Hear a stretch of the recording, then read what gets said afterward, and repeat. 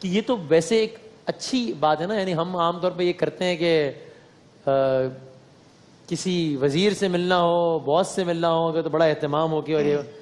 لیکن نماز پڑھنے میں چلو ٹھیک ہے، بس نماز پڑھو اور فارغ ہو۔ اللہ کی بارگاہ میں جب جا رہے ہیں تو ظاہری تو روحانی تو ایک قلبی خشوع و خضوع ہونا اچھی بات ہے ہی، لیکن ظاہری طور پر بھی پریزنٹیبل ہو کے جانا بہتر سمجھا گیا ہے۔ دیکھیں اس کا تو قرآن پاک میں حکم دیا گیا باقاعدہ، خذوا زینتکم عند کل مسجد، کہ جب اللہ کی بارگاہ میں سجدہ ریزی کے لیے جا رہے ہو تو اپنے آپ کو مزین کر کے، خوبصورت کر کے، اور جتنا اپنے آپ کو سنوار سکتے ہیں یہ کر کے جانا چاہیے۔ اور رہا خوشبو کا معاملہ، اس میں میں چھوٹی سی بات عرض کرنا چاہوں گا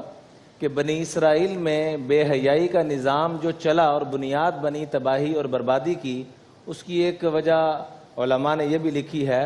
کہ مرد حضرات اپنا بناؤ سنگار اور چھوڑ دیا، اور گندے اور کیا کہتے ہیں جیسے بندہ میلا کچیلا رہتا اس ترتیب پہ، تو ان کی خواتین دوسری طرف متوجہ ہونا شروع ہوگی۔ تو اس لیے ابن عباس رضی اللہ تعالیٰ عنہما، جن کے متعلق یہ مفسرین کا قول ہے کہ رئیس المفسرین، وہ فرمایا کرتے تھے کہ جیسے خواتین اپنے شوہروں کے لیے تیار ہوتی ہیں، ایسے مردوں کو بھی چاہیے کہ اپنے